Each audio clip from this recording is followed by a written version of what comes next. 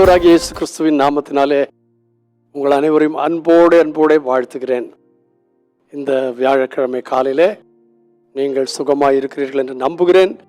உங்களுக்காக நான் பாரத்தோடு ஜெபிக்கிறேன். தேவ கிருபை உங்களை ஆட்கொள்வதாக.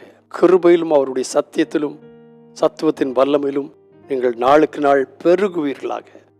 கர்த்தராதி உங்களுக்கு அப்படியே செய்வாராக. இன்றைக்கு சாயங்காலம் சகோதரர்களின் ஜெபம் நடைபெற இருக்கிறது.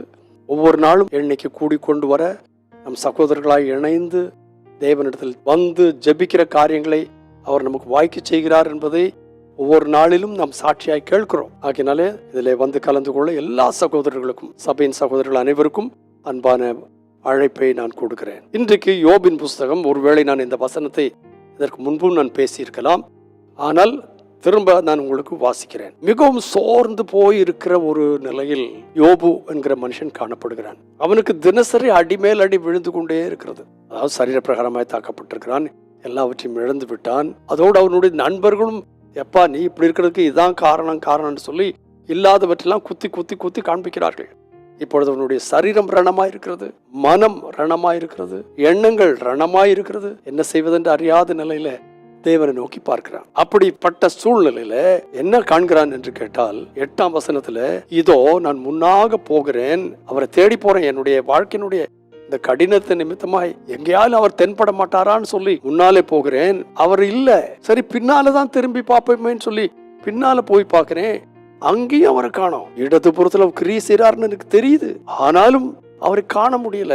வலது புறத்திலும் அவரை நான் காணாதபடிக்கு ஒளித்திருக்கிறார். இந்த நிலைமை ஒருவேளை நான் இன்றைக்கு இந்த வசனத்தை பேசும்போது உங்களில் நிறைய பேருக்கு காணப்படலாம். ஆனால் அப்படிப்பட்ட சூழ்நிலை கண்டு பயந்து விடாதீர்கள். ஏனென்று கேட்டால் அவரை எங்கேயுமே நீங்க பார்க்க முடியாட்டாலும் அவருடைய கிரியைகள் உங்களுடைய வாழ்க்கையில காணப்படும். 10ஆம் வசனத்துல சொல்லியிருக்கிறாரு, எங்க போனாலும் அவரை நான் காணக்கூடாதபடி ஒளித்திருக்கிறார், ஆனாலும் நான் அவரை பார்க்க முடியாட்டாலும் என்னுடைய போகிற வழியை என் ஆண்டவராகிய கர்த்தர் அறிவார். நான் இடது பக்கம் போனாலும் அவருக்கு தெரியும், வலது பக்கம் போனாலும் தெரியும், முன்னால பின்னால எங்க போனாலும், எங்க உட்கார்ந்து இருக்கிறேன், யாரோட பேசுறேன், என்ன சாப்பிடுறேன், என்ன குடிக்கிறேன், எல்லாம் அவருக்கு தெரியும். அவருடைய பார்வைக்கு மறைவானது ஒன்றுமே இல்லை. நான் போகும் வழியை அவர் அறிவார். அவர் என்னை சோதித்த பின், glory to God. ஏன் மறைஞ்சிருக்காரு? நான் அவனுடைய கண்களுக்கு தெரியாவிட்டாலும் அவன் ஒழுங்கா நடக்கிறானா, அவனுடைய கண்களுக்கு முன்பாக நான் மறைந்திருந்தாலும் நேர்மையா இருக்கிறானா, தேவ பக்தி உள்ளவர்களா இருக்கிறார்களா, இதெல்லாம் அவர் சோதிக்கிறார். எப்படி ஒளிஞ்சிருந்து பார்க்கிற மாதிரி. ஆனால் அவர் என்னை சோதித்த பின், glory to God, நான் பொன்னாக விளங்குவேன். எதுக்காக அவர் சில சமயத்துல மறைஞ்சிருக்கிறாரு? தேடி பார்த்தாலும் கண்ணுக்கு தெரியல. எதுக்காக? உன்னை சோதிக்கிற பார்க்கிறார்.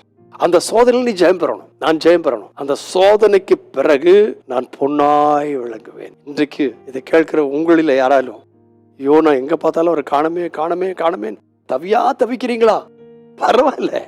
அந்த தவிக்கிற நடுவில் அவர் உங்களை வழிகளை அறிந்திருக்கிறார். உங்கள் போக்கையும் வரத்தையும் அவர் அறிந்திருக்கிறார். நீங்கள் எப்படி நடக்கிறீர்கள் என்று பார்த்து சோதித்த பிறகு நீங்கள் பொன்னாக விளங்குவீர்கள். நான் பொன்னாக விளங்குவேன். என்ன ஒரு மகிழ்ச்சியான காரியம். அவர் நம்ம வெறுமையாய் சோதிக்கிறது இல்லை, நம்மை நன்றாக்கும்படி, கெட்டு போகத்தக்கதாக இல்ல, நம் மேன்மை அடையும்படியாக அவர் நம்மை அவிதமாய் நடத்துகிறார். அதை நாம் பெற்றுக்கொள்ள கர்த்தர் நமக்கு உதவி செய்வாராக. பரிசுத்த பிதாவே இயேசு கிறிஸ்துவின் நாமத்தினாலே இந்த நாளிலே எங்களுக்கு தந்த இந்த வார்த்தைகள் அனைத்துக்காய் ஸ்தோத்திரம். உடைய வார்த்தைகள் எல்லாம் ஓ glory to God, ஜீவன் உள்ளது, பலன் உள்ளது, எங்களை உயிர்ப்பிக்கத்தக்கதான வார்த்தைகள். இன்றைக்கு கேட்ட இந்த வார்த்தைகளினாலே நாங்கள் இன்னும் அதிகமாக உயிர்ப்பிக்கப்பட்டு எங்களுடைய கர்த்தாவை தீர்மானத்தில் ஆண்டவரை பின்பற்றுகிறது நிலையாய் நிலைத்திருக்க கிருபை தாரும். நாங்கள் சோதிக்கப்பட்ட பிறகு பொன்னாய் விளங்குவோம் என்கிற நிச்சயத்தோடு நாங்கள் ஓட கிருபை தாரும். இயேசு கிறிஸ்துவின் நாமத்தில் பிதாவே, ஆமென்.